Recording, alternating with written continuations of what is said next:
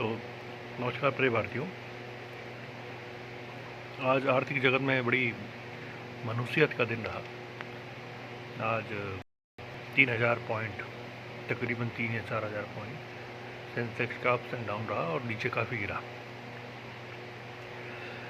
और दूसरी तरफ एक एक मीडिया वर्ग है जो गोदी मीडिया जिसे कहते हैं, वो अपने ही अलग धारा में बह रहा है। देखिए, एक बात होती है कि आप अंदर आप किसी वर्ग में हो, किसी भी पार्टी को समर्थन करते हो, क्या आपके अंदर जिसे कहते हैं रीजनिंग, बुद्धिमत्ता की कमी हो रही है क्या?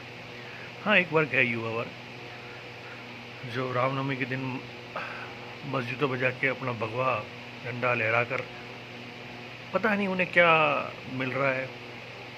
उनके बच्चों को तो कोई सुख नहीं मिलने वाला, क्योंकि ये तो जरिया हैं, ये प्यादे हैं। ये प्यादे क्या होते हैं, सबसे पहले अपने वजीर और राजा की रक्षा करते करते मर जाते हैं। तो प्यादों का वही हाल होता है, और वही हाल ऐसी जनता का होता है, चाहे इस धर्म में हो, चाहे हिंदू में हो, चाहे मुस्लिम में हो। मुस्लिम में भी बहुत धर्म में बहुत लोग हैं जो इस तरह की कट्टर सोच रखते हैं, दिखते हैं रास्तों में, लेकिन आर्थिक मोर्चे की जानकारी ही नहीं है। अभी एक मीडिया चैनल पे देख रहा था मैं, तो एक है बिहार की पार्टी है, तो उसकी बिहार में आई थी 5-6 सीटें आई थी लोकसभा में, गठबंधन था एनडीए में। तो उसके प्रवक्ता आते हैं, वो जनरली आते हैं, उनका मतलब हमें कुछ कहना नहीं चाहिए जो भी हैं, लेकिन उनकी बौद्धिकता पर संशयता होता है। वो कहते हैं कि निराशावादी नहीं होना चाहिए।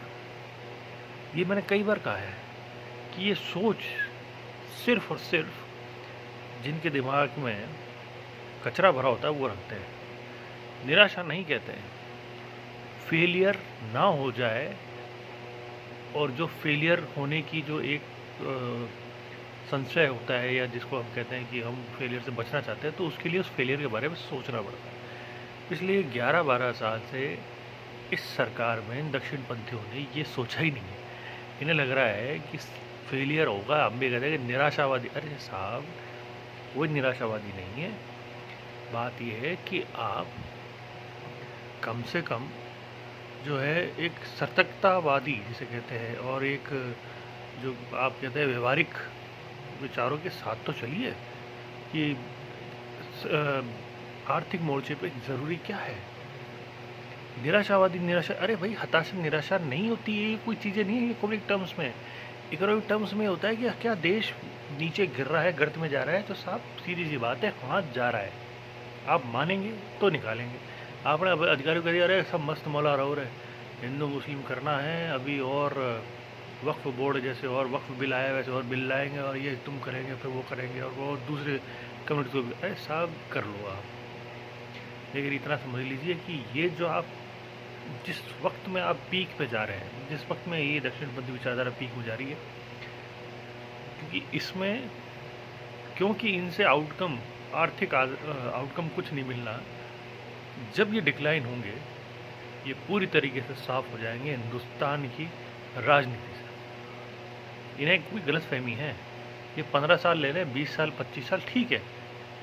20-25 साल ये वो समय है जिस वक्त आपको होना ही नहीं चाहिए था। मैं आपको सही बताऊं, ऐसे वक्त में सरकारों में और उन विचारधाराओं को ऊपर नहीं आना चाहिए। जो लग रहा है कि साला यहाँ खाना खिलाने की मुश्किल हो रही है, आपको नहीं आना चाहिए था। अब आप आ गए हैं, दिक्कत शुरू हो चुकी हैं, नौकरियां नहीं है, लोगों के मन का जो उन्माद है वो अब कब बदलेगा, और जब बदलेगा वो ईर्ष्या और नफरत में ही बदलेगा, पर और कुछ नहीं होगा।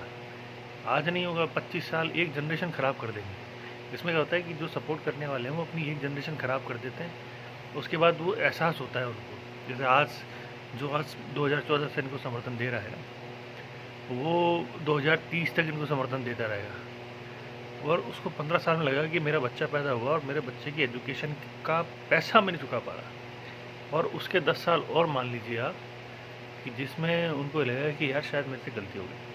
तो 25-30 साल का पीरियड ये झूठ बोलकर बरगला कर जी लेंगे, लेकिन दुनिया जब धोती है, और हिंदुस्तान का इतिहास रहा है सरकारों को सबक सिखाने का, जनता का।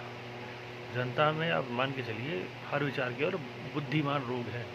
अगर आप इनको क्रश करेंगे तो कहीं ना कहीं से ये अपनी बात कहने का तरीका निकाल लेंगे।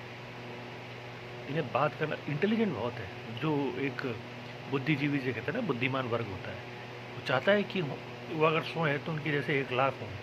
वो इस चीज़ में बिलीव करते हैं। ये क्या कह रहे हैं कि 100 है ना, उन 100 को कम करके 20 ही कर लो। 20 बुद्धिमान काफ़ी हैं, बाकी सबको गधा बनाओ। तो ठीक है साहब, आप कर लीजिए।